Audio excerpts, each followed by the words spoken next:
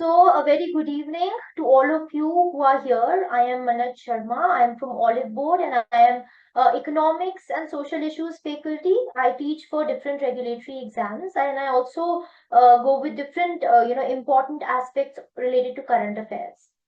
Now, you all know why we have gathered over here. Why have we, conducted or started off with this webinar? Is to give you some knowledge beyond UPSC. अब सबसे ज्यादा if you see that the youth right now in India are preparing for government exams, whether it's SSC, whether it's any regulatory body exam, whether it's UPSC, but most of our crowd knows about UPSC or the state civil services examination. Very less people have idea about the regulatory exams and other good government level examinations, right? I'm going to start off this session with one example from my personal experience. So a few days back, I met one of my friends who's been preparing for UPSC since 2019. He did not do anything. He was just preparing for UPSC. He's given 4 attempts, very depressed because, even after clearing the mains, clearing the mains twice, clearing prelims 3 times, he was not able to make it finally to the interview. And he'd been depressed for about 1.5 years, and now he got into, a little bit teaching and stuff. So I asked him one question that why did you not prepare for other exams? Didn't you know कि और भी exams बहुत अच्छे exams हैं that you are only going after UPSC, leaving behind everything, not doing anything else. You're taking such a big risk of preparing for UPSC. तो he's like यार क्या बताऊं, I didn't even know कि अच्छा ऐसे कोई exam है. सभी बोलते थे IAS बनना है, IAS बनना है, UPSC करना है. मेरे पेरेंट्स को भी UPSC के बारे में ही पता था. That is one problem that most of the students, even till you reach your master's level, you don't know much about the other regulatory body examinations. कि अच्छा ये भी exams conduct करते हैं, right? So this is one problem that most students have, that they are not aware. Only career counseling ही नहीं की होती. In fact UPSC का हमें बचपन से पता है कि हाँ UPSC है, IAS ऑफिसर बनना है, ये 2-4 चीजें पता है. डॉक्टर बनना है, इंजीनियर बनना है, IAS ऑफिसर बनना है, ये 2-3 चीजें पता है. But to be practical and to see the scenario right now, कितनी unemployment है, कितने, I think the youth is so much depressed, there is youth unemployment, that we need to fast track, we need to stop wasting so much of time. And that is why we are conducting this webinar for all of you, so that you know कि क्या क्या और careers है UPSC के अलावा. UPSC is not the end of the world. नहीं, अगर नहीं भी हो रहा, you have many options where you can shift to. ठीक है? तो आज का हमारा सेशन का जो एजेंडा रहेगा वो यही रहेगा, that we want to discuss about the careers beyond UPSC. I welcome you all to this session. We are going to keep it interactive. कोई भी आपके कुछ questions है at the end of the session, I'm going to address those questions. अगर तब तक you want to ask any question, you can write down in the comment section. We have our team, they'll reply it to you. ठीक है? So let's begin. Next slide, please, ma'am. Okay, so I've already told you what is the agenda. I'm talk about the regulatory body examinations. हम एक exam को थोड़ा सा discuss करेंगे. The salary, the prerequisite, how is it better than UPSC? या फिर UPSC के लिए अगर आप प्रिपेयर कर रहे हो, how can you prepare for different examinations? या फिर if you move towards regulatory body examinations, कैसे आपका success rate better off रहेगा? और अगर आप regulatory exam की तैयारी करते हो, so how is that going to overlap with so many regulatory examinations? ठीक है, तो ऐसा नहीं है कि आप सिर्फ एक एग्जाम की तैयारी कर रहे हो. You're going to have a lot of options in your regulatory exams. ठीक है? So let's talk about the salary also, the structure and all, everything we are going to discuss. अब यहाँ पे you can see this list over here. We have the regulatory body, Reserve Bank of India. We have Securities and Exchange Board of India. We have NABARD, National Bank for Agriculture and Rural Development. We have IFSC, International Financial Services Center Authority. We have IRDA, Insurance Regulatory and Development Authority of India. ठीक है, तो ये है आपकी regulatory bodies. Now what has happened is पहले हमारा regulatory body structure इतना strong नहीं था, but over a period of time we have actually sector specifically what has the government done, हमने different statutory bodies बना दी है. ठीक है, जो सिर्फ एक सेक्टर को रेगुलेट करेंगे in order to ensure transparency, in order to ensure effectiveness. And that is why, because of these regulatory bodies which have over a period of time developed, हमारे पास जो गवर्नमेंट जॉब्स के prospects हैं वो भी काफी ज्यादा improve हो गए हैं, इंक्रीज हो गए हैं, right. Let's talk about the Reserve Bank of India, one of the most prestigious jobs. हमें क्या पता है क्या फंक्शन है आरबीआई का? It regulates the monetary policy. दो टाइप्स की हम पॉलिसीज पढ़ते हैं, monetary policy, fiscal policy. Fiscal policy government देखती है, monetary policy Reserve Bank of India. So these are the two kind of policies. तो monetary policy is managed by reserve Bank of India, ठीक है। So basically whatever rate cuts that you see, repo rate cuts है ना, inflation dynamics, all these things are controlled by RBI. इसके exam का name है RBI Grade B. The purpose is that you are going to recruit officers for RBI Grade B examination, and the structure is again 3 phases. Phase 1 is the preliminary examination, phase 2 mains and interview. Here you're going to have a CBT mode examination, computer based test in this thing, ठीक है। Then we have SEBI examination, Securities and Exchange Board of India, stock exchange, stock market सबको पता है, NSE, BSE, everybody knows. वहां पे जो regulation है that is done by that is under Securities and Exchange Board of India. अब जो तुहीन Kanta Pandey ji who's become who is the chair right now of SEBI, जो अभी अभी recently बने हैं, he was alumni of Punjab University, if you guys know about him. तो इनका क्या मेजर है कि स्टॉक एक्सचेंज में जो it promotes and regulates the market intermediaries, जो सिक्योरिटीज मार्केट है, स्टॉक मार्केट है ना, उसके बारे में बात करेंगे। तो उसका सारा रेगुलेशन इज अंडर सेबी। इसका एग्जामिनेशन रहता है सेबी ग्रेड ए, ठीक है। असिस्टेंट मैनेजर्स इसका पोर्टफोलियो रहता है। इसमें भी you are going to have your exam in 3 phases, phase 1, phase 2 and your interview, ठीक है। फिर आपका NABARD, National Bank for Agriculture and rural Development. इसमें basically this is for the rural areas, it promote sustainable and equitable agriculture and rural development. तो financial support provide करता है ये for the rural development initiatives. This is basically a refinance agency. Refinance agency मतलब ये directly customers से deal नहीं करता। NABARD finances the financial institutions, उनको प्रोवाइड करता है ताकि वो जाके फिर कस्टमर्स को प्रोवाइड करें, ठीक है। तो इसमें the exam name is NABARD grade A and B. इसमें असिस्टेंट मैनेजर्स की रिक्रूटमेंट होती है for grade A and managers for grade B. Here also you have 3 phase, phase 1 online screening, phase 2 examination and phase 3 interview. फिर आपका IFSC है, you might have heard about GIFT city, Gujarat में जो gift city है उसके बारे में आपने सुना होगा। तो ऐसे जो फाइनेंशियल सर्विसेज सेंटर्स है उसको कौन रेगुलेट करता है? IFSC। Okay, develops and promotes international financial services, ठीक है। इसमें क्या एग्जाम नेम है आपका? IFSC officer grade A assistant manager. Purpose क्या है? We need to recruit assistant managers in IFSC, ठीक है। इसमें भी 3 phase है, prelims, mains and interview. Then we have IRDAI examination, insurance regulatory. अब इससे समझ आ रहा है, इट्स फॉर इंश्योरेंस पर्पस, जो रेगुलेट करता है इंश्योरेंस, री इंश्योरेंस इंडस्ट्रीज को।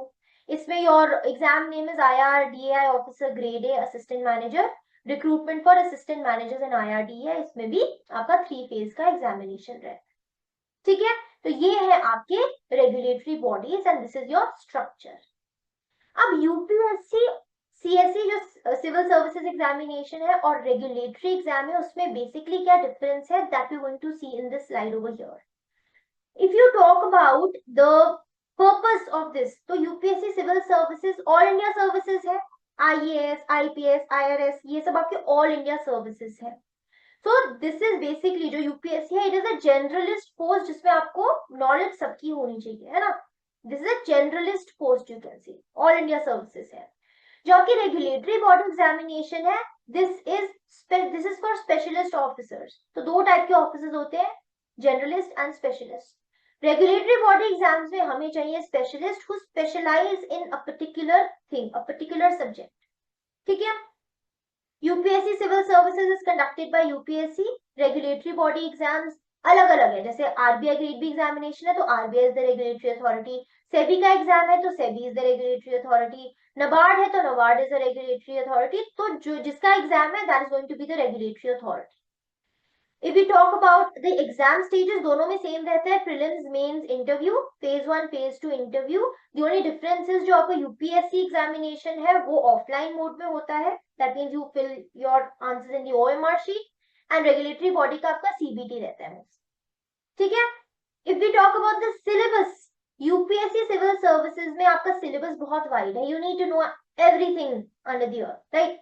जीएस है, जनरल स्टडीज है, एसए है, एथिक्स है, ऑप्शनल है। जीएस में भी you have a lot of subjects, polity, governance, you have society, you have social issues, you have modern history, ancient history, medieval history, geography, you have everything. But regulatory body exam में एक सबसे बड़ा advantage है that it is very focused, the syllabus is also limited. Okay, finance, ESI, management, aptitude, यही majorly आपका रहता है. Focus is basically on economics, finance, management. This is going to be your syllabus and it is a handful of syllabus which you can easily complete. ठीक है? If we talk about competition in UPSC, competition is very high because every other student is preparing for UPSC. Everybody wants to, clear UPSC. So हमारा जो youth है सबसे ज्यादा UPSC में है, ये around 10 to 12 lakh people apply per year. जो regulatory body exams है उसमें जो competition है, it is moderate to high. I'm not saying it is going to be less, moderate to high, but then very few people know about it and very few people apply for it. 1 to 3 lakh people apply for it. और अगर हम posting की बात करें तो UPSC में कि posting आपकी पैन इंडिया कहीं पे भी हो सकती है. It is often in the rural और द रिमोट एरियाज. तो जो डिस्ट्रिक्ट लेवल एडमिनिस्ट्रेशन है वो पैन इंडिया कहीं पे भी हो सकती है. बट जो रेगुलेटरी बॉडी एग्जामिनेशन की जो लोकेशंस है, पोस्टिंग लोकेशंस है, इट इज मोस्टली अर्बन, या फिर जहाँ पे हेडक्वार्टर होगा वहां पे होगा, या अगर हेडक्वार्टर या फिर जो रेगुलेटरी बॉडी है उसके जो जोनल ऑफिसेज होंगे वहां पे होगा. तो that is your posting location. If I talk about work-life balance, UPSC में everybody knows IAS की जॉब या फिर एक डीसी की जॉब, डिस्ट्रिक्ट मैजिस्ट्रेट की job is one of the toughest jobs, है ना. बहुत हेक्टिक है, अनप्रिडिक्टेबल है, देयर आर नो टाइमिंग्स. लेकिन जो रेगुलेटरी बॉडी एग्जामिनेशन है वहां पे आपका it is generally stable and there you can have a good work-life balance. If I talk about career growth, अगर हम यूपीएससी की बात करें तो आप कैबिनेट सेक्रेटरी तक पहुंच सकते हैं, और जो रेगुलेटरी बॉडी एग्जाम्स है उसमें आप एग्जीक्यूटिव डायरेक्टर या फिर सीजीएम तक पहुंच सकते हो in case of regulatory body exams, right. Age limit in case of UPSC civil services is 32 years. आपके पास 6 अटेम्प्ट्स है इसमें, और रेगुलेटरी बॉडी एग्जामिनेशन की 28 to 30 इयर्स रहती है. जैसे जैसे बॉडी है it is going to vary by that. And preparation के लिए टाइम कितना रिक्वायर्ड है यूपीएससी में? You need 1.5 to 2+ years, but for regulatory body examinations you need around 6 to 8 months. उसी में आप अपनी तैयारी फुल फ्लेजेड तरीके से, बहुत अच्छे तरीके से कर सकते हैं. Okay, next slide please. So this was a difference between UPSC CSE and regulatory exams. So in short, जो यूपीएससी का आपका एग्जाम है, सिविल सर्विसेज एग्जाम, उसमें यू हैव डाइवर्स रोल्स, आपका फील्ड लेवल इम्पैक्ट रहता है, हाई प्रेशर रहता है, हाई प्रेस्टीज रहता है. जो आपका रेगुलेटरी एग्जाम्स है वो सेक्टर फोकस्ड रहते हैं, अर्बन जॉब्स रहती है, उसमें बैलेंस लाइफस्टाइल है, हाई प्रेस्टीज है, पॉलिसी मेकिंग है उसमें रोल. जो आपका ये यूपीएससी वाला एग्जामिनेशन है ना, you guys still don't know कि ग्राउंड लेवल पे क्या रहता है. So I have been into a project recently wherein our project was government का project which was under the Ministry of Rural Development, जहाँ पे हमारा सारा जो system था, we had to look it, we had to see it under the district administration. हमारा rural development का project था. So when I actually went in the field, I actually saw कि जो यूपीएससी लेवल जो ये IAS officers हैं, जो ये डीसी हैं, इनका इतना ज्यादा हेक्टिक जॉब है, रूरल एरियाज में इतना हेक्टिक जॉब है, they are very very very busy and इनका बहुत ज्यादा ही डाइवर्स लेवल का काम है. They have to see so many schemes, they have to see so many things, we have actually seen them doing it. ठीक है, तो यूपीएससी का ये टफ रहता है. पर रेगुलेटरी एग्जाम में you have to basically sit and that's like an urban job you're doing, a balanced lifestyle. Okay, urban areas में आपका रहता है usually. So this is the difference between the two. ठीक है, अब बात करते हैं कि आपने पढ़ना क्या है. what are the common subjects what you have to study. ठीक है, अब जब हमने I have listed out a few exams जैसे RBI, NABARD, IRDAI, SEBI हो गया, IFSC हो गया. अब इस सब में ना कुछ कॉमन सब्जेक्ट्स रहते हैं एंड कुछ उसमें आपको ऑब्वियसली जो रेगुलेटरी बॉडी उसके स्पेसिफिक कुछ रहता है। For example if I talk about the common subjects, वो है फेज 1 में आपका quant, reasoning, English, general awareness. Usually जो आपका फेज 1 एग्जामिनेशन होता है ना, it is kind of very similar for all examinations. इसमें आपका सिलेबस सेम रहता है, क्वांट, रीजनिंग, इंग्लिश एंड जीए।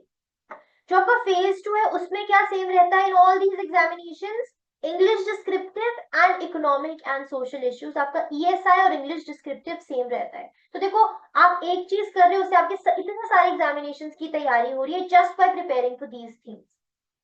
जो स्पेसिफिक सब्जेक्ट्स है, if I talk about RBI grade B, उसमें आपको एक्स्ट्रा क्या करना है? Finance and management. And to be honest, जो आपका इकोनॉमिक्स और फाइनेंस वाला पोर्शन है ना, it is very overlapping.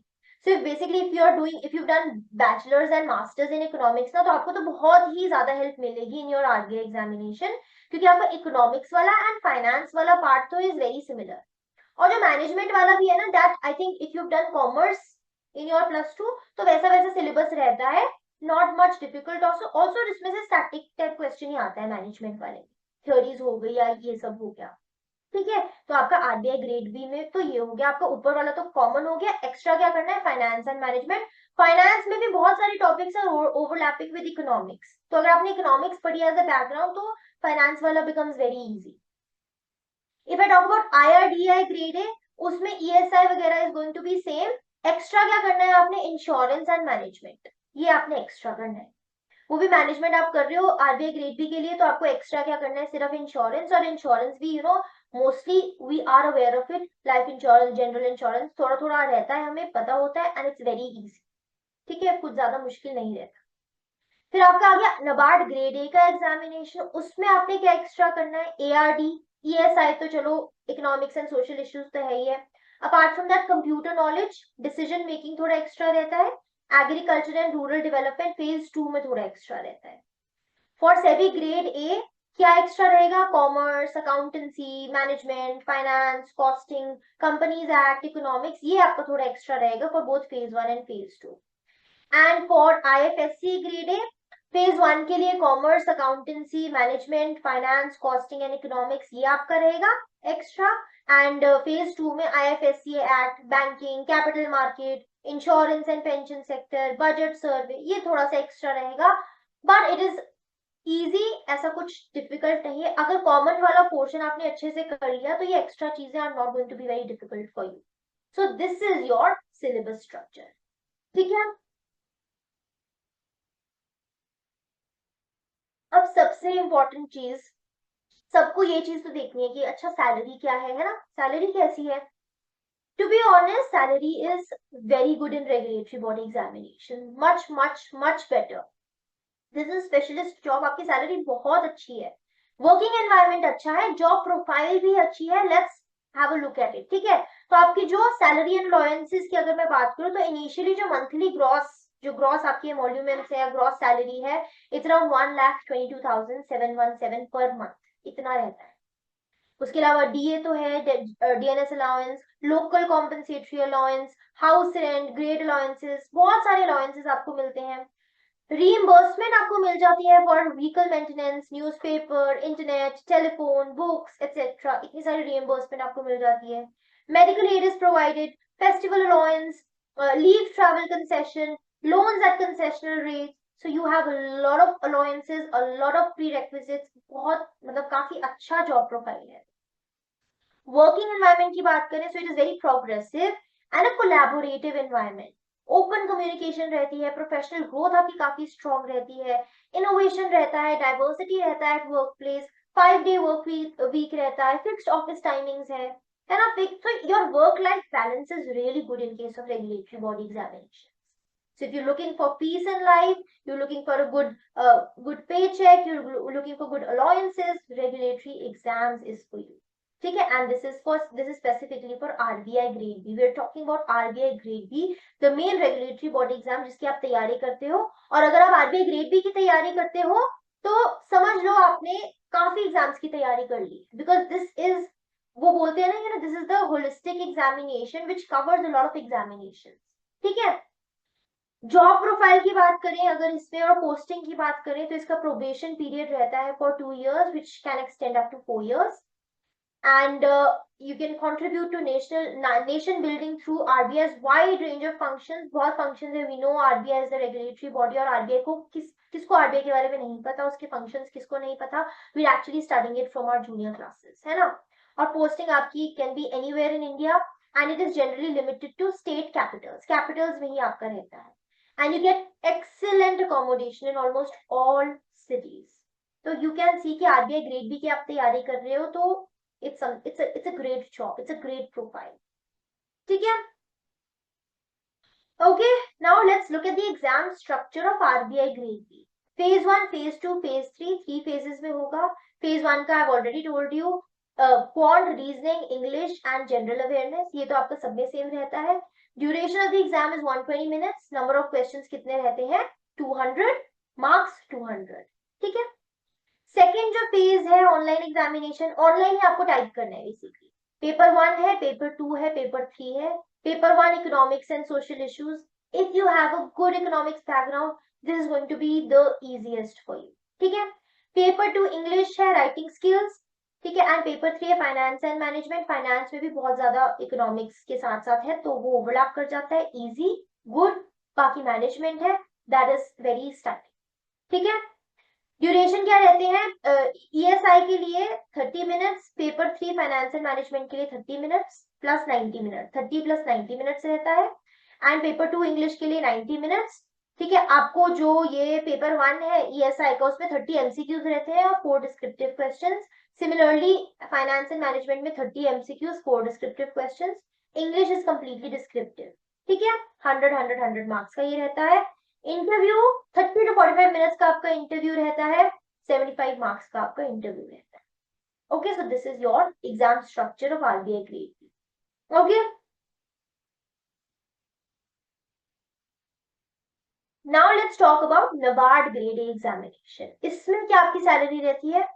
1 lakh per month. Pretty good.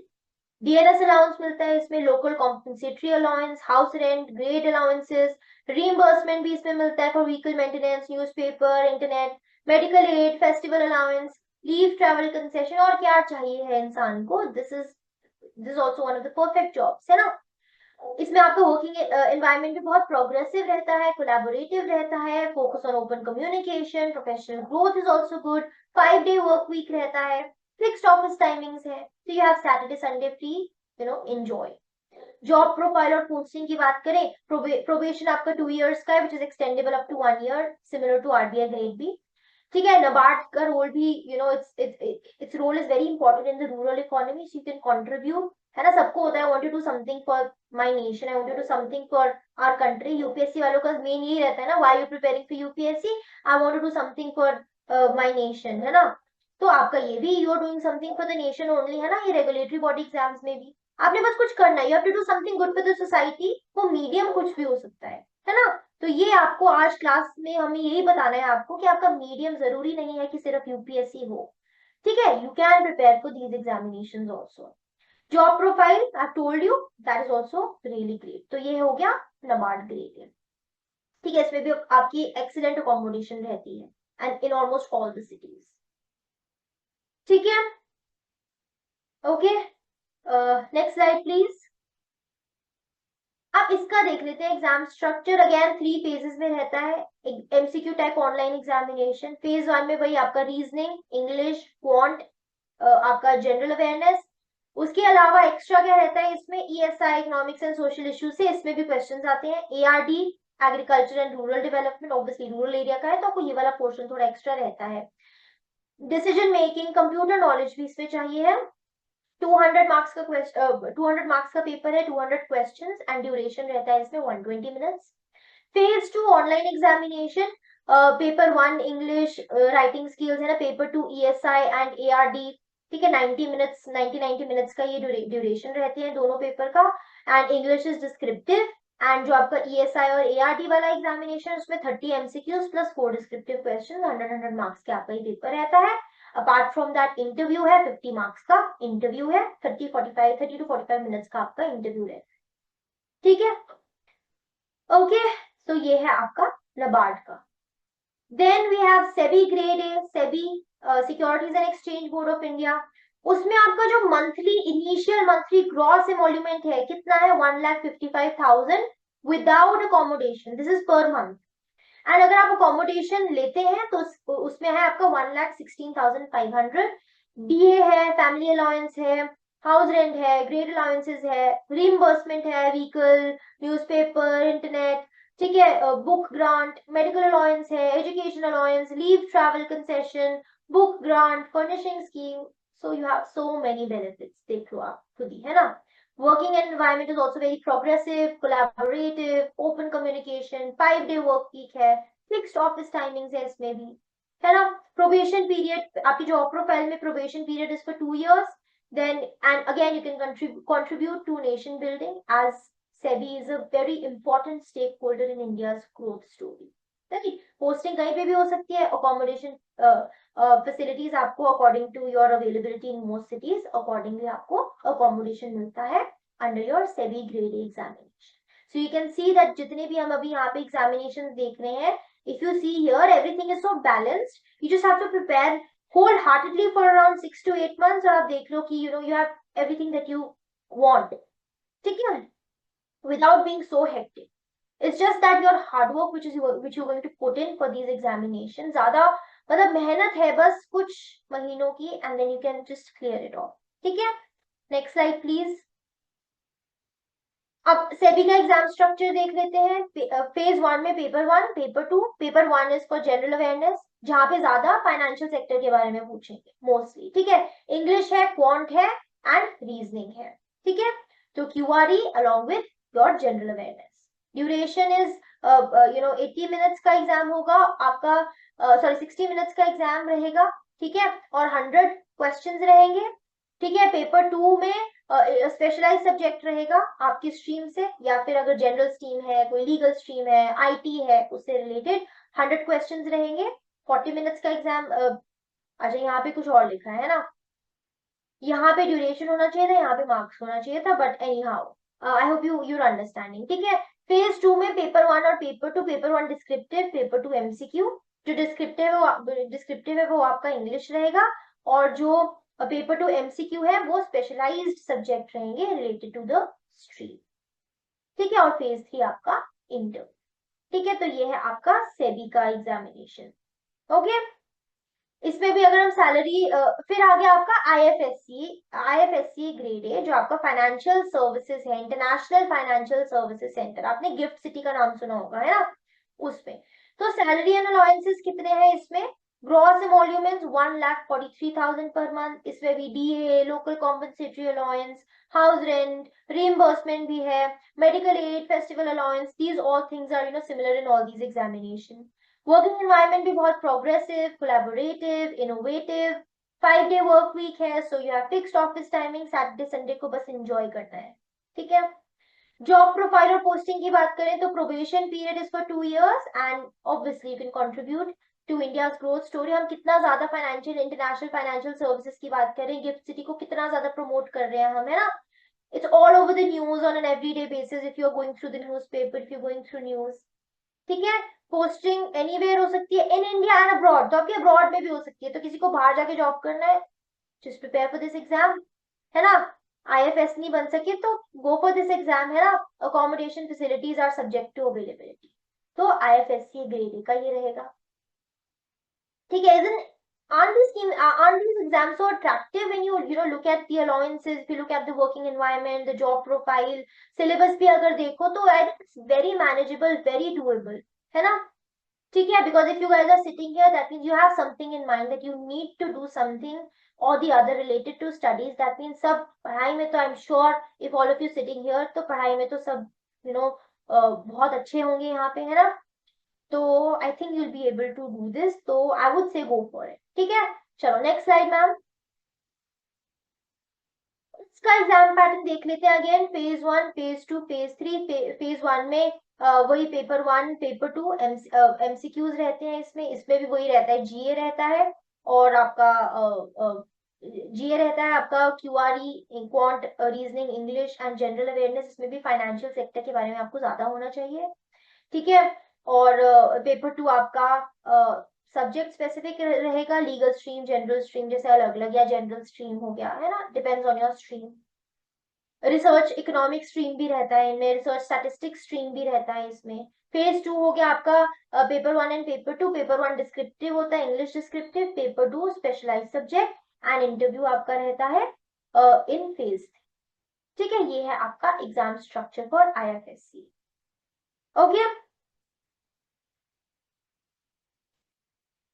Fine, चलो next is your insurance regulatory development authority of India, IRDAI। ठीक है, इसमें सैलरी एंड अलाउंसेस की बात करते हैं, 1,46,000 पर मंथ। इसमें भी DA, house allowance, qualification allowance, city compensatory allowance, grade allowance, बाकी prerequisites over period of time you keep getting. Working environment again 5 day work week रहता है, प्रोफेशनल ग्रोथ है, कोलैबोरेटिव, प्रोग्रेसिव, इनोवेटिव, सब है यहाँ पे। जॉब प्रोफाइल एंड पोस्टिंग की अगर हम बात करें, सो 1 ईयर का प्रोबेशन पीरियड रहता है। ठीक है, and obviously again you can contribute to India's growth story. Insurance sector, जो हमारी इंश्योरेंस पेनिट्रेशन है इन आवर कंट्री, वो काफी वीक है, लेकिन गवर्नमेंट का बहुत जोर है इंश्योरेंस की तरफ। ठीक है, बिकॉज डू यू नो कि हमारा 2047 तक ये हमारा गोल है दैट हमने इंश्योरेंस पेनिट्रेशन 100% करनी है, कि सबके पास इंश्योरेंस हो। This is our goal. जैसे विकसित भारत गोल है 2047 तक, वैसे ही हमारा insurance for all, insurance for all है हमारा गोल 2047 तक। ठीक है, तो इसलिए ये एक बहुत राइजिंग सेक्टर है जहां जिसमें हम इंश्योरेंस की बात कर रहे हैं। इंश्योरेंस की कोलैबोरेशन बहुत ज्यादा हो रही है बैंकिंग सर्विसेज से रिलेटेड। आपने यूलिप के बारे में सुना होगा, यूनिट लिंक्ड इंश्योरेंस स्कीम, जिसमें आपको लाइफ इंश्योरेंस एंड इन्वेस्टमेंट बहुत अच्छी मिल रही है। तो इंश्योरेंस में भी हम इन्वेस्टमेंट और इंश्योरेंस बहुत ज्यादा देखते हैं। And if you see that given the climate change, given the kind of accidents that are happening, कितने ज्यादा इंश्योरेंस का रोल बढ़ गया है आज की डेट में, है ना। तो ये भी आपके लिए बहुत ज्यादा अट्रैक्टिव यू कैन से एक एग्जाम है जिसकी आप तैयारी कर सकते हो। ठीक है, अच्छा वर्किंग एनवायरनमेंट यहाँ पे भी बहुत progressive, collaborative, open, professional growth आपकी बहुत अच्छी रहेगी। 5 डे वर्क वीक है, प्रोबेशन पीरियड इसमें 1 ईयर है सिर्फ। तो ठीक है, तो ये भी एक थोड़ा एडेड एडवांटेज है। एंड पोस्टिंग आपकी IRDAI के ऑफिस में होगी in India. Accommodation facilities are subject to availability. ठीक है, यहाँ पे ओके। Next slide please.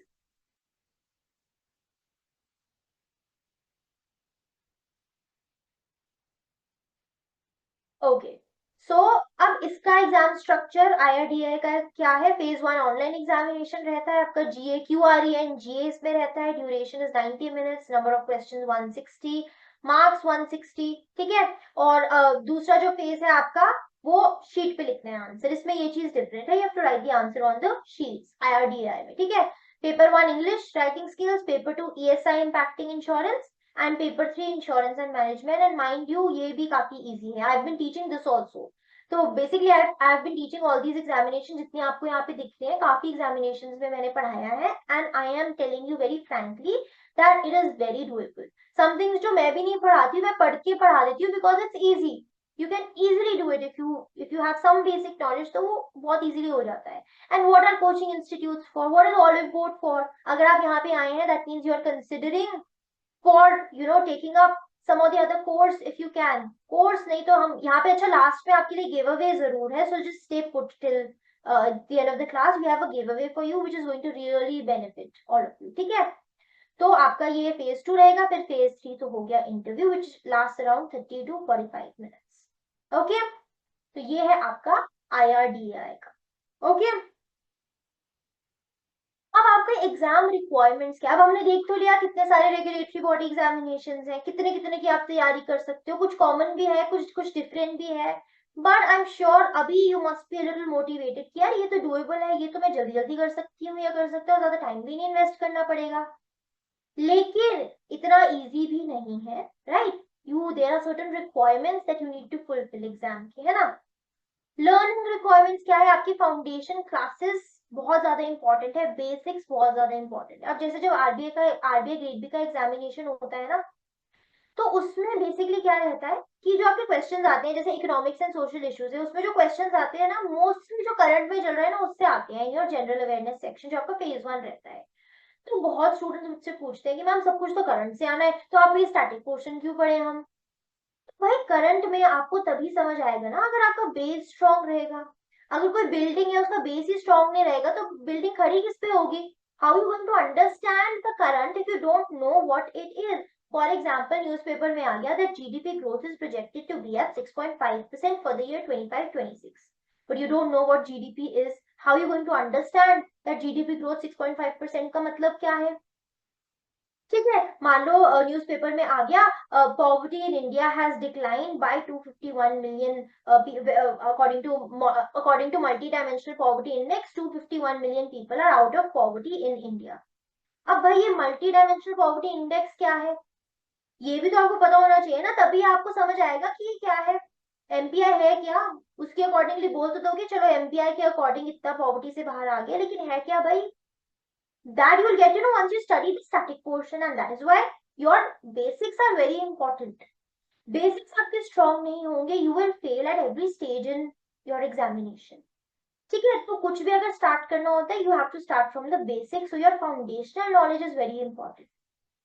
ठीक है, उसके लिए what you can do is live classes to build up the foundation classes. अब कुछ बच्चे recorded lectures भी ले लेते हैं, कुछ बच्चे they attend the live classes.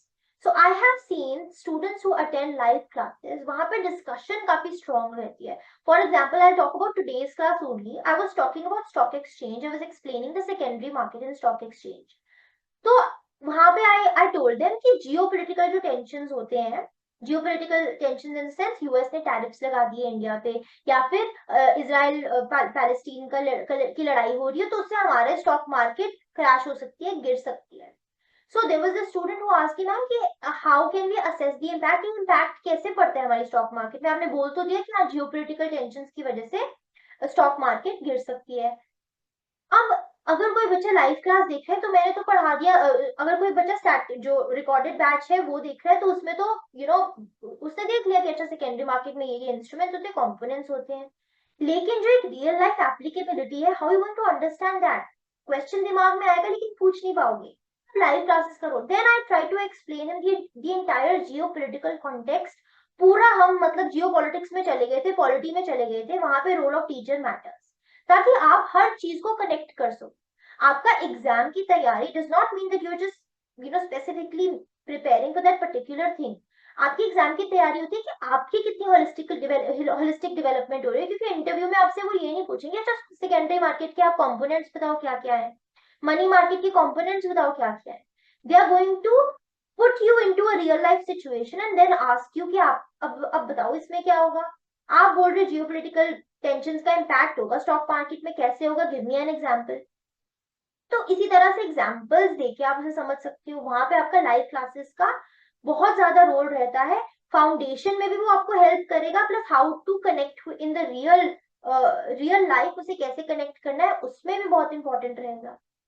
ठीक है, डिस्क्रिप्टिव राइटिंग क्लासेस रहती हैं आपकी English for English answer writing. Descriptive writing बहुत इंपॉर्टेंट है। आप एमसीक्यूज कर लेते हो लेकिन डिस्क्रिप्टिव में बहुत ज्यादा मुश्किल होती है, क्योंकि वो प्रैक्टिस ही नहीं किया होता है, इससे आता ही नहीं, वो प्रैक्टिस कोई नहीं करना चाहता है ना, वहां पे प्रॉब्लम रहती है। तो आप तो लर्निंग वाले फेज में आपका डिस्क्रिप्टिव राइटिंग बहुत इंपॉर्टेंट रहेगा। अच्छा जब मैं क्लास में पढ़ाती हूँ ना तो स्टूडेंट्स आस्क मैम अब इसके नोट्स बना, आप तो नोट्स बना के दे ही रहे हो, हमें पीपीटी बना के दे ही रहे हो, do we need to make notes या फिर आपकी पीडीएफ सफिशिएंट है? So I always tell them जो आपने खुद से लिखा आपको वही याद रहेगा। So whether my PPT is of 20 pages or 20 slides or 30 slides, I want you to make short notes in about 2-3 pages. तो अपने notes भी बहुत ज्यादा important रहे। और जो सेबी स्पेसिफिक सब्जेक्ट्स और नोट्स एंड करंट अफेयर्स है वो इंपॉर्टेंट रहता है। प्रैक्टिस की अगर हम बात करें, topic test for each part of the syllabus is very important. Practice कोई नहीं करता, सबसे ज्यादा प्रॉब्लम ये है सिलेबस सब कंप्लीट कर लेते हैं, प्रैक्टिस कोई नहीं करता, मॉक टेस्ट कोई नहीं करता। तो आपको फुल मॉक टेस्ट देने हैं, ऑब्जेक्टिव टेस्ट देने हैं, डिस्क्रिप्टिव टेस्ट देने हैं, मंथली करंट अफेयर्स पढ़ना है, वीकली करंट अफेयर्स पढ़ना है। ठीक है, and that is going and तो रिविजन एक बहुत ज्यादा इंपॉर्टेंट रहता है। आपको एनालिसिस करना है, जो आप मॉक टेस्ट दे रहे हो उसको एनालिसिस करना है, वो बहुत ज्यादा इंपॉर्टेंट रहता है। ठीक है, ओके फाइन। अच्छा अब एक तो है कि आप एक एग्जाम को पकड़ के उसकी तैयारी करो, ठीक है। दूसरा ऑप्शन ये है कि आप कंबाइंड रेगुलेटरी एग्जाम्स की तैयारी करो। आई ऑलरेडी टोल्ड यू कि देखो सब एग्जाम में कुछ कुछ कॉमन तो है ना। कंबाइंड रेगुलेटरी एग्जाम्स की अगर आप प्रिपरेशन करो तो वो इजीली मैनेजेबल है, because a lot of portion is common between all the examination. Now, what are the advantages if you prepare for a particular exam or if you prepare for the combined examination? तो vacancies की बात करें तो अगर आप combined सबकी तैयारी कर रहे हो ना, कंबाइंड तरीके से, कंबाइन कैसे कर सकते हो, पहले जो कॉमन सिलेबस है उसको निपटा लो, एंड देन जैसे जैसे एग्जाम पास आ रहे, for example if your IRDA exam is near तो आप इंश्योरेंस वाला पे फोकस आ जाओ. फिर अगर आपका पीएफआरडी का आ रहा है या फिर आपका सेबी का आ रहा है या फिर आरबीआई का आ रहा है तो आप उस पर फोकस करो. वही तैयारी होती है. That is what is called combined regulatory exams preparation, है ना. तो अगर आप कंबाइंड तरीके से तैयारी करते हो आपको वैकेंसी ज्यादा मिलेंगी, 400 प्लस, चांसेस ज्यादा है सिलेक्शन के. इंडिविजुअल तैयारी करते हो तो 50 to 150 रहता है, ठीक है. अगर हम एफर्ट की बात करें तो कंबाइंड वाले में ऑब्वियसली आपका थोड़ा एफर्ट ज्यादा रहेगा, एक्स्ट्रा एफर्ट तो डालना पड़ेगा, but that is completely doable. Individual में तो आप कर ही एक की तैयारी रहे हो तो वो तो डेफिनेटली डुएबल है, बट सिंसियरिटी उसमें चाहिए, कंसिस्टेंसी उसमें चाहिए, डेडिकेशन उसमें चाहिए है, मोरल डाउन नहीं चाहिए है, एंड मोस्ट इंपॉर्टेंटली कंसिस्टेंसी चाहिए. कंसिस्टेंसी तो you need in every examination, right.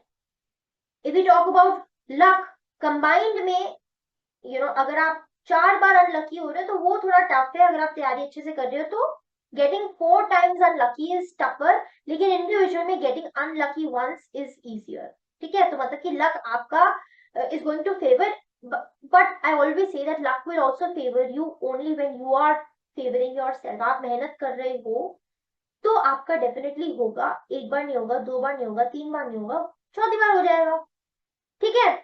Investment भी, अगर हम इन्वेस्टमेंट की बात करें तो कंबाइंड में अगर आप कंबाइंड वाला लेते हो, why am I saying this, क्योंकि आप Oliveboard offers you a subscription for all the regulatory exams. एक subscription, all in one regulatory exam subscription, आपके पास प्लान है ये जिसमें आप सब कुछ अवेल कर सकते हो, सारे notes. That is why I am telling you. तो अगर आप इन्वेस्टमेंट की बात करें तो अगर आप कंबाइंड वाला खरीदते हैं फिर कंबाइंड वाले की तैयारी करते हैं तो वो लो रहेगा with one plan for all exams. एक प्लान रहेगा आपका for all exams. अगर आप इंडिविजुअल पे जाओगे तो it is going to be high with different plans for each exam. ये आपका रहेगा इन्वेस्टमेंट, ठीक है. Okay. Now why to apply for all regulatory exams? I would suggest that you should apply for all regulatory exams, लेकिन उसके पीछे reason है and that I've listed it out over here if you see here. सबसे पहले तो मैंने यही बताया आपको कि कॉमन सिलेबस इज ओवरलैपिंग, ठीक है. तो your syllabus is overlapping between all the subjects, whether it's finance, ESI, quant, reasoning, English, GA, ये सब कुछ तो कॉमन ही है, ठीक है. Plus better exam readiness. If you give multiple attempts your speed is going to improve, your accuracy is going to improve, your confidence is going to improve. Because मैं तो एक चीज बोलती हूँ, एग्जाम क्लियर ना होना is a separate thing, but your personality development is what is going to matter in the long run, ठीक है. अगर आपका एग्जाम नहीं भी क्लियर होता तो जो आपकी पर्सनालिटी डेवलपमेंट है, that is going to be so much better than someone who has not prepared for all these examination. You see, if you give multiple attempts, if you give multiple examinations, you're going and giving attempts, 1 2 3 साल नहीं होगा, but the kind of knowledge you're going to get, the kind of knowledge you're going to integrate, that is going to be commendable. Your confidence is going to be on the next level, ठीक है. You are going to stand somewhere and you are going to shine better than a lot of people around you. Okay. Plus अगर आप सबके लिए तैयारी करते हो तो ऑब्वियसली इतने सारे एग्जाम्स है, इफ यू इतने सारे एग्जाम्स है तो कोई ना कोई तो क्लियर हो ही जाता है ना. So your selection probability is a lot. It increases the chances of cracking at least one exam, ठीक है. बिकॉज कंबाइंड वैकेंसीज है तो कोई ना कोई एग्जाम तो निकल ही जाता है. प्लस इन एग्जाम्स के साथ बहुत लोग इन एग्जाम्स की तैयारी जॉब के साथ करते हैं. If you have seen a topper stock, अगर आप ऑलिवबोर्ड पे जाएं, टॉपर स्टॉक देखें आप, उस सब में सारे जितने टॉपर्स रहते हैं ना, all of them are doing some और द अदर जॉब के साथ तैयारी कर रहे हैं. So you can see that even if you dedicatedly put some effort along with your job तो भी आप क्लियर कर सकते हो एग्जाम. ओके. फिर reduced pressure, less mental breakdown है, because you have multiple opportunities, तो less mental breakdown. यूपीएससी का एक अटेम्प्ट आता है, साल बाद एक अटेम्प्ट आते हैं, पूरे साल बेचारे पढ़ के आप एक एग्जाम कर रहे हो, and you know obviously a lot of mental burden. Efficient time utilization, एक सिंगल प्रिपरेशन एफर्ट है और आपके मल्टीपल एग्जाम्स क्रैक हो सकते हैं, मल्टीपल एग्जाम्स कवर हो सकते हैं. Early exposure to exam patterns, it helps you understand different formats and question trends. ठीक है, आपके पास बैकअप करियर ऑप्शंस भी काफी अवेलेबल रहते हैं. अगर एक रिजल्ट डिले हो गया या फिर नेगेटिव है तो बाकी भी अवेलेबल है. आपका मोमेंटम मेंटेन रहता है. It keeps your preparation consistent and goal focused throughout the year. ठीक है, अलग अलग एग्जाम्स होते हैं ना, तो अब पता क्या होता है, कई बार आप एक ही चीज पढ़ के भी बोर हो जाते हो. अब आप इतने एग्जाम्स की तैयारी करोगे तो एक सिमिलर चीज तो आपने पढ़ ली, आईआरडीआई के बारे में आया तो आप इंश्योरेंस पढ़ रहे हो तो आपको थोड़ा और इंटरेस्टिंग लगेगा. सेबी आया तो सेबी में थोड़ा और एक्स्ट्रा चीजें आप पढ़ रहे हो या फिर कुछ डिफरेंट पढ़ रहे हो. So it gives you a break with that monotonous वाला जो आपका रहता है ना, उससे थोड़ा सा ब्रेक आ जाता है. Now these are the reasons that I've listed for you that why you can apply for all regulatory exams. ठीक है, ओके, चलो नेक्स्ट स्लाइड प्लीज. हाँ जी, अब यहाँ पे देखो, अब आपने एक्स्ट्रा क्या करना है. यहाँ पे एक आपको टेबल बना दिया है that if you are primarily target, आप एक टारगेट बना के रखो that you are preparing for RBI Grade. मान लो you are preparing for RBI Grade B, which is your target exam. आपको एक्स्ट्रा क्या करना है नाबार्ड के लिए? Decision making, computer awareness and ART. SEBI grade A के लिए आपने क्या एक्स्ट्रा करना है? Commerce, accountancy, costing and companies act. अगर आप आरबीआई ग्रेड बी की तैयारी कर रहे हो, एक्स्ट्रा आईएफएससी के लिए क्या करना है? Commerce, accountancy, costing. ये तो आपका सेम हो गया सेबी जैसा, है ना. IFSC act, insurance and pension sector. IRDI के लिए एक्स्ट्रा क्या करना है? इंश्योरेंस. अगर आप NABARD grade A, if NABARD grade A is your primary target exam, ठीक है, तो आपने आरबीआई ग्रेड बी के लिए एक्स्ट्रा क्या करना है? Finance and management. सेबी के लिए यही commerce, accountancy, finance, management, costing, companies act. यही सेम चीजें आपने आईएफएससी के लिए करनी है extra, and insurance and management आपने आईआरडीआई के लिए करना है. देन सेबी ग्रेड ए की अगर हम बात करें, SEBI grade is your main primary target, then RBI grade B के लिए आपको सोशल इश्यूज और डिस्क्रिप्टिव आंसर राइटिंग प्रैक्टिस करनी है. नाबार्ड के लिए decision making, computer awareness, social issues, ARD, answer writing. IFSC के लिए IFSC act, banking, insurance and pension sector. IRDI के लिए insurance and ESI impacting insurance आपने एक्स्ट्रा करना है.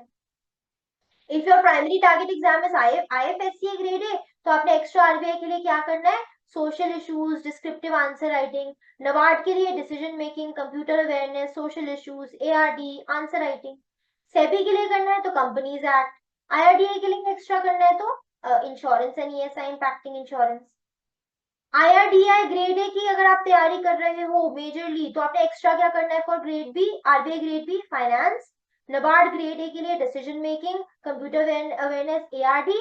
और अपना ये सेबी ग्रेड ए के लिए कॉमर्स, अकाउंटेंसी. ठीक है, और for this IFSC grade A के लिए commerce, accountancy, costing, IFSC, pension sector. IRDI के लिए तो आप एग्जाम तैयारी कर रहे हो.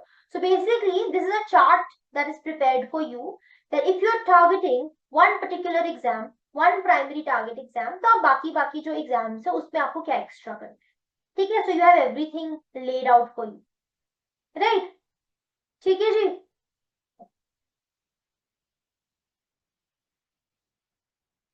Now the major part, there is this trending all-in-one plan regulatory exams के लिए. ठीक है, this is our very trending plan जो most of the people are preferring this plan from all. ठीक है, इसमें आपका एक रहता है elite और एक रहता है super elite plan. You can really fast track your preparation अगर आप ये खरीदते हैं. ये all in one plan है for regulatory exam. इसके कोर्स हाइलाइट्स क्या रहेंगे? Live classes and videos, current affairs coverage, complete notes, 100+ test with AI analysis report, ये सब रहेगा. You can subscribe for this. इसकी डिटेल्स देख लेते हैं in the next slide. Next slide में इसकी डिटेल्स है. Let's see. अब यहाँ पे देखो, ये है आपका रेगुलेटरी एलीट प्लान और एक है आपका रेगुलेटरी सुपर एलीट प्लान, जो सबसे ज्यादा recommended है, which most of the students buy this super elite. In fact, you know, I have a telegram group जहाँ पे students are connected with me. तो वहां पे most of the students they message me कि ma'am मैंने ये super elite plan लिया है, थोड़ा सा बताओ ऐसे करके। तो what my students mostly do is they take up this super elite plan. काफी जो स्टूडेंट्स में से यूट्यूब से भी जो कनेक्टेड हुए हैं वो भी यही वाला प्लान खरीदते हैं, super elite plan, mostly because this is the most beneficial and पैसा वसूली यू कैन से। ठीक है, तो रेगुलेटरी एलीट में देख लो आपको क्या क्या अवेलेबल है। You will have mock test for phase 1 and 2, you going to have topic test, you're going to have notes for all exams, you're going to have current affairs capsules, ये आपके available रहेंगे। Costing इसकी क्या है, अगर आप 12 month का subscription लेते हैं सो 7999 ये आपकी कॉस्टिंग रहेगी। वैसे तो दिस फॉर 16,000 बट अभी यहाँ पे आपके लिए ऑफ रखा है। 18 मंथ सब्सक्रिप्शन लेते हैं तो इट इज अराउंड 11,000। ठीक है, अगर आप रेगुलेटरी सुपर एलीट रहते हैं उसमें you will have so many benefits and I would highly recommend कि आप यही लो। ठीक है, if you decide to prepare for regulatory body exams.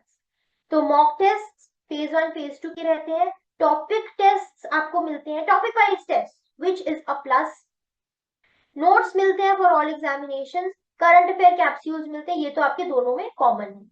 अब एक्स्ट्रा क्या है सुपर एलीट में, you will gate RBI SEBI NABARD की लाइव क्लासेस। तो मतलब आप मान लो आरबीआई की तैयारी कर रहे हो, है ना, अगर आपका सेबी एग्जाम पास आता है, कुछ नहीं समझ आ रहा तो फटाफट से वो क्लासेस लगा लो सेबी वाली, क्योंकि काफी कुछ कॉमन रहेगा। जो एक्स्ट्रा हो वो सेबी लगा लिया, जो एक्स्ट्रा है वो नबार्ड की लगा ली लाइव क्लास, उसमें आप डाउट भी डायरेक्टली पूछ सकते हो और बहुत कुछ इंटर रिलेट करके पूछ सकते हो।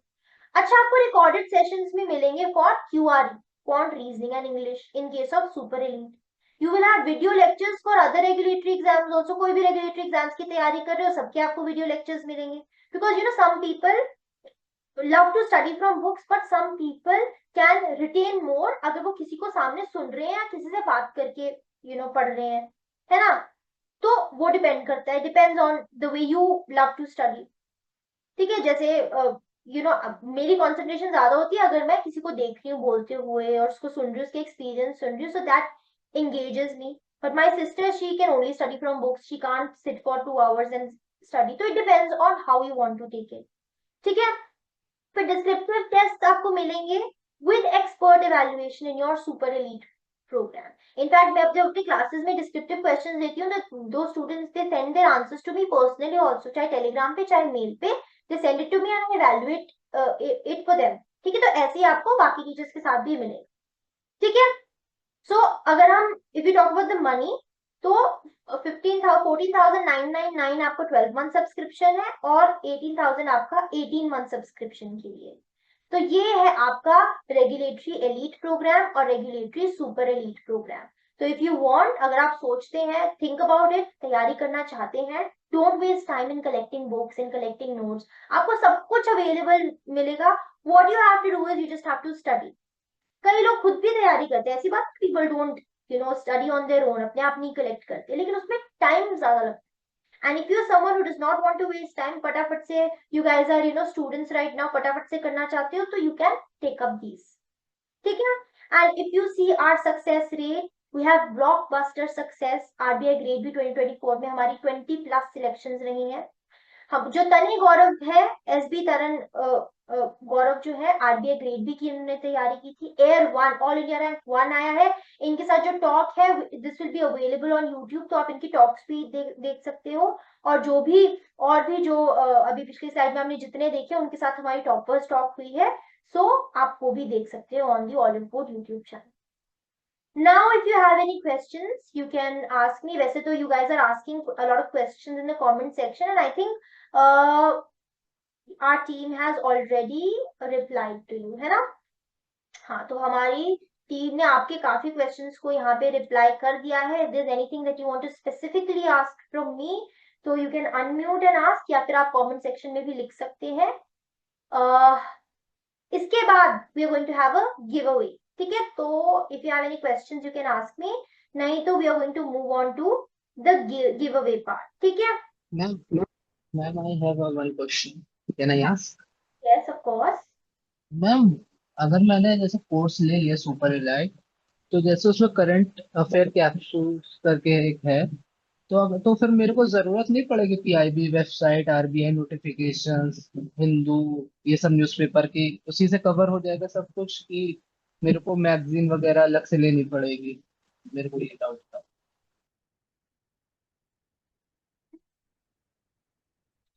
For example I take live analysis every Monday Wednesday and Friday. तो सुबह 8 बजे मैं न्यूज़पेपर का एनालिसिस करती हूँ इन डिटेल। सिमिलरली जैसे आपका पीआईबी का एनालिसिस है, so we have Payal ma'am. वो पायल मैम पीआईबी का एनालिसिस भी करते हैं एवरी डे एट 7 PM या 5 PM, उनका टाइमिंग रहता है। तो वो पीआईबी का भी on a daily basis analysis करते हैं। तो आपको ये सब बेनिफिट भी मिलेगा। In fact you will get the CA magazines and all everything, so you don't have to go here and there for looking for these अलग अलग मैगजीन की मैं किसकी फॉलो करूँ। सब कुछ आपको मिलेगा, everything will be ready for you. That is why it is the super ally, है ना। You have all the services with you, so you don't have to go and read it on a everyday basis। वो आपने आपके ऊपर depend करता है, आपको मन है तो आप पढ़ो, otherwise you have everything with you. ठीक है। हाँ, वो बहुत टाइम टेकिंग हो जाता है ना कि पीआईबी वेबसाइट जाऊँ, आर्मी नोटिफिकेशंस पढूं, करंट अफेयर देखूं, न्यूज़पेपर पढूं, सब इसलिए थोड़ा सा मैंने पूछा। हाँ हाँ exactly, and that is why we suggest कि या तो खुद से करना हो obviously, because that will be very time consuming. अच्छा कुछ लोग तो क्या करते हैं, न्यूज़पेपर से नोट्स बनाते हैं, उसी में 2-3 घंटे लग जाते हैं। सो इसका बेनिफिट आपको यही रहेगा that everything will be available to you, you just have to study. Everything will be available to you. Plan आपको पता है हम स्टडी प्लान भी बना के देते हैं, 150 day study plan, 160 day study plan, 90 day study plan, proper time table भी बना के देते हैं। ठीक है, तो वो भी आपका रहता है कि अच्छा 3 आवर्स आप इसमें दो, 3 आवर्स आप इसमें दो, ये वाला दिन आप मॉक टेस्ट के लिए रखो। I have you have taken lot of classes on YouTube, इसके लिए भी तो आपको टाइम टेबल भी अलग से बना के मिलता है। सो ये बहुत बेनिफिट रहता है कोचिंग इंस्टीट्यूट से। आप जब कोचिंग लेते हैं तो you have everything on the table, तो आपका काम सिर्फ क्या है, पढ़ना, नथिंग एल्स। ओके मैम, मेरा एक और क्वेश्चन था लास्ट। मेरे को बस ये पूछना था, जो जैसे कोई बंदा 2027 का अटेम्प्ट देगा, तो मैं उसको कब से प्रिपरेशन स्टार्ट करनी चाहिए और कैसे करनी चाहिए? क्योंकि ये 2 साल बहुत ज्यादा होते हैं prep के लिए, आरबीआई ग्रेड बी वगैरह exam. See, what happens is, it actually depends on your appetite of study।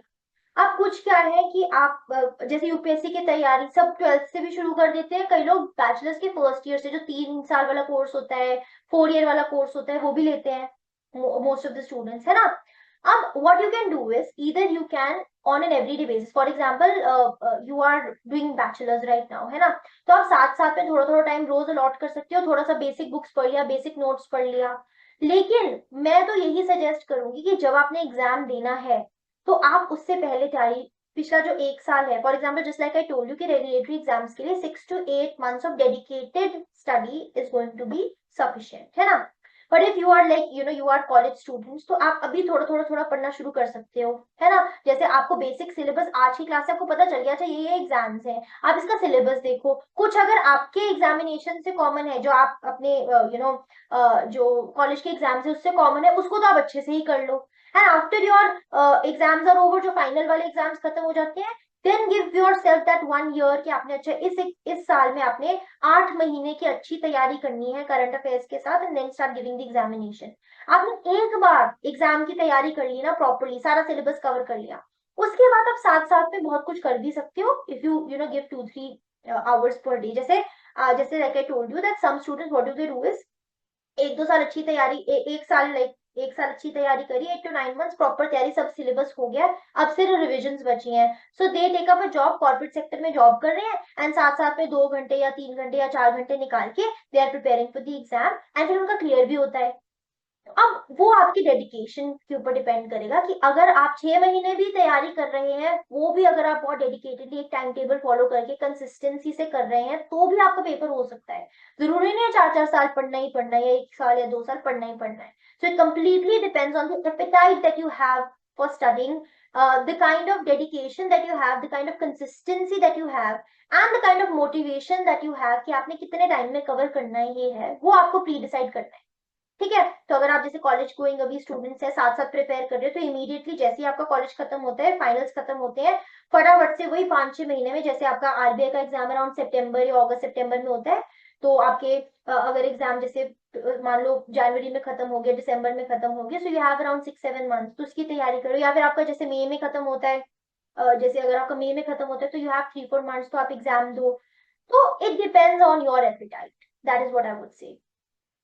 ठीक है। Thank you so much. Okay. Anybody else?